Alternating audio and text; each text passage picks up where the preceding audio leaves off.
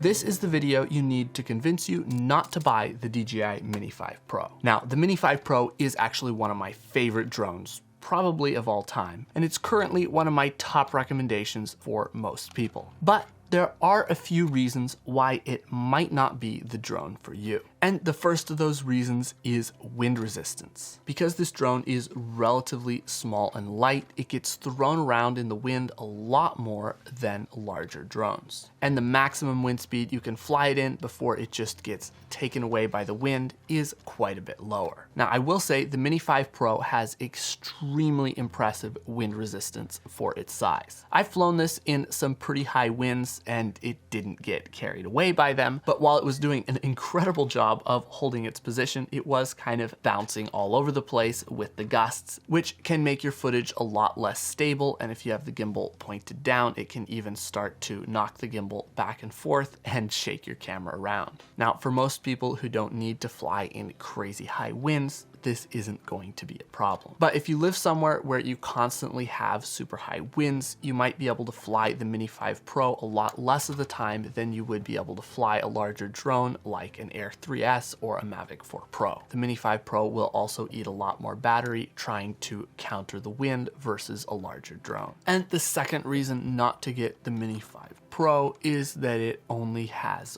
one camera. Now again, this is very understandable for the size class of the drone, but on larger drones like the Air 3S or Mavic 4 Pro or even the older Air 3, you get a second, or on the case of the Mavic 4 Pro, a second and even a third high quality telephoto camera that lets you get a completely different perspective from the regular wide angle camera. It lets you create faster motion, faster parallax between the subject and the background, and compresses everything in the scene, makes it look closer together and more grand and epic. And honestly, telephoto camera shots are some of my favorite things to shoot with drones, so the fact that the Mini 5 Pro doesn't have one is kind of a major downside. However, it does have a 2x 4K crop mode, which I was initially pretty skeptical about, because usually when you're cropping into a sensor, especially one that's already only 4K resolution to start with, you usually just end up with absolute trash quality. But on the Mini 5 Pro, they're working some kind of fancy magic with the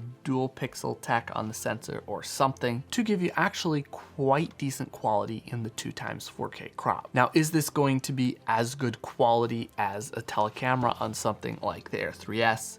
No, it's just simply not. When I compared them side by side, the quality was actually surprisingly close. But in real world use, it definitely isn't ideal. While it seems super close when you set it up side by side in a controlled environment, in the real world, it just seems like you get quite a bit less detail, more mushy, fine textures like tree branches, tree leaves, and all in all, it's just not quite as good quality. But it is still quite decent quality to where I would actually use it, so not all is lost in the telephoto camera department on the Mini 5 Pro, but still it is only a 2x camera and lower quality, so it is somewhat of a disadvantage to not have those telephoto cameras on the larger drones. However, again, it is a small drone, so what can I say? Now, if you want to get the best quality cinematic footage with your Mini 5 Pro, leaving the settings on default is not going to get you there. So that's why I put all of my best cinematic settings for the Mini 5 Pro into a downloadable and printable PDF checklist. And I'm giving away that settings checklist completely for free. Link to download it is in the description. Or if you want to learn even more about how to get cinematic shots with your drone, I have an entire 45-minute drone filmmaking training where I share my top 10 secrets to getting cinematic shots with any drone. Again, completely free, and link to that is down in the description as well. Now, the next reason not to buy the Mini 5 Pro is speed. The Mini 5 Pro is actually quite a bit faster than previous Minis, but it still caps out at around 40 miles an hour max speed versus 47 miles per hour on the Airs and 60 miles an hour on the Mavic 4 Pro. And if you use the larger Plus flight batteries for extended flight time, you can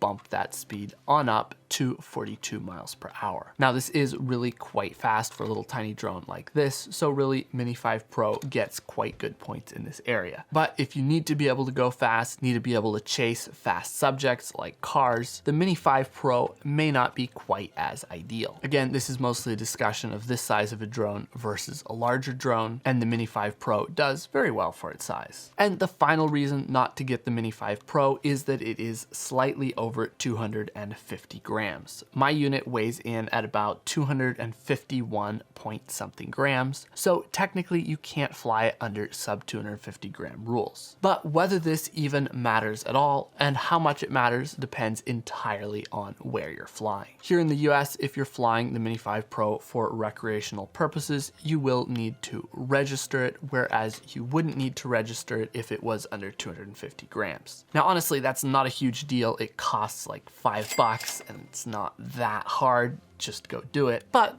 it is a slight annoyance that could be saved if it was under 250 grams. And if you're flying commercially in the US under Part 107, it literally does not matter if your drone is under 250 grams or not, because you're going to have to register it either way. And in Europe, in EU countries, the fact that it's over 250 grams is not a problem at all, because it still has the C0 label on the bottom that allows it to be flown in the sub 250 gram category, even if it is a couple grams over. So this is not a reason at all not to get it if you're in Europe. But there are some countries, like for example Canada, Australia, New Zealand, that do treat this as an over 250 gram drone, and in a lot of those countries a sub 250 gram drone does have a lot more relaxed regulations compared to an over 250 gram drone. So if you live in one of those countries or are planning to fly in one of those countries a lot, you might want to consider picking up the previous generation Mini 4 Pro instead of the new Mini 5 Pro. So those are the very, very few reasons why some of you shouldn't get the Mini 5 Pro. All in all, it's an awesome drone, and you can click right here to see some of the great things about it. If you've learned something from this video, make sure to hit the subscribe button to see more videos just like this, and I'll see you in the next video.